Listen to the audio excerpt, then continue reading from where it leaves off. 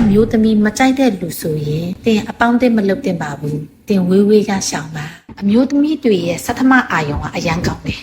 သူတို့ကအပေါင်းအသင်းဆက်ဆံရေးမှာကြီးတက်တဲ့ယောက်ျားတွေတက်အိုပြီးလဲမှန်ကန်တယ်အမျိုးသမီးတယောက်ကတင့်ကိုနှစ်ကာကာနဲ့ချစ်ရင်တင့်နာမှာကန့်နေတဲ့မိတ်ဆွေကောင်းမိတ်ဆွေတူ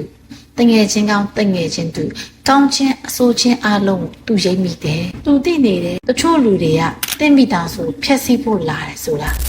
ဥပမာတင်တငယ်ချင်းတယောက်နဲ့စီးပွားရေးလုပ်ဖို့စီစဉ်နေတယ်။တဲ့အမျိုးသမီးကသူနဲ့အပေါင်းအသင်းမလုပ်ပါနဲ့။ဒီကိစ္စကိုသဘောမတူပါဘူးလို့ပြောတယ်။ဒါကိုတင်ကထင်လိုက်မယ်။ဒီမိန်းမကအမြင်မကျဘူး။စီးပွားရေးနဲ့ပတ်သက်ပြီးတည်တာလည်းမဟုတ်ဘူး။ရှားကလည်းရှိသေးတယ်လို့နောက်ဆုံးတဲ့အမျိုးသမီးရဲ့စကားကိုလစ်လူရှုပြီးတင့်တငယ်ချင်းတွေနဲ့ပူပေါင်းပြီးလုပ်ငန်းတူတူတွဲလုပ်ကြတယ်။အဆင်မပြေခဲ့ဘူးမလား။